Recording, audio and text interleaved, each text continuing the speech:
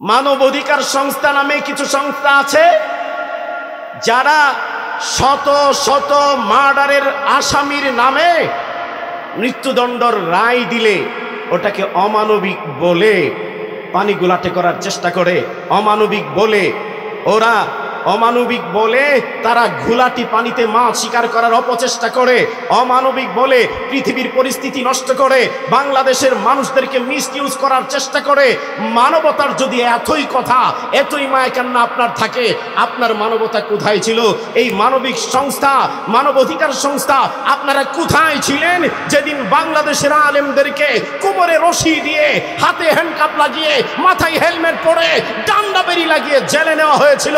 সেদিন আপনাদের মানবতা কোথায় ছিল? বোঝা গেল আপনারা আসলেই মানবতার ধার ধারেন না, আপনারা ভারতের নরেন্দ্র মোদীর গোলাম হয়ে কাজ করতে নামছেন।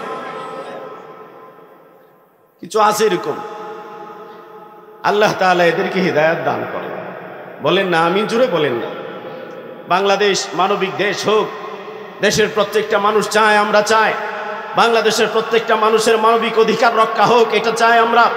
কিন্তু যারা গুটি কতক লোক মানুষের অধিকার নষ্ট করে, অমানবিক কর্মকাণ্ড দিয়ে সমাজে ত্রাস সৃষ্টি করে, মানুষের রক্তকে অমূল্যায়িত করে, মানুষের ইজ্জতকে নষ্ট করে, মানুষের সম্মানের জায়গাকে নষ্ট করে ফেলে, এই জাতীয় কর্মকাণ্ডের গডফাদার যারা, মানবাধিকার সংস্থাদের জন্য উচিত হচ্ছে সর্বপ্রথম মানবতার স্লোগান নিয়ে গডফাদারদের বিরুদ্ধে ব্যবস্থা নেওয়া।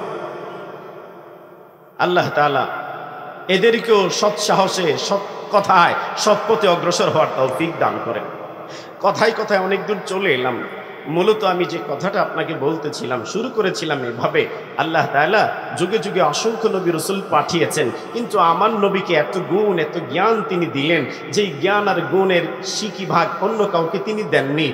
একেবারে আল্লাহ তাআলা সনদ দিয়েছেন, সার্টিফাই করেছেন, ওয়া ইন্নাকা লাআলা খুলুকিন আযীম। ও দোস্ত, আপনি মহা চরিত্রের উপর প্রতিষ্ঠিত। সুবহানাল্লাহ বলেন না বন্ধু? সুবহানাল্লাহ।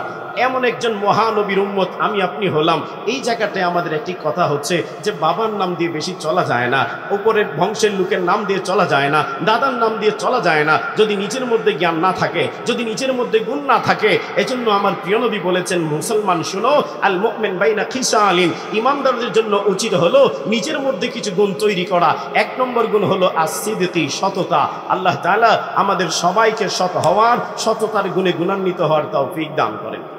বলেন আমিন, জুড়ে বলেন।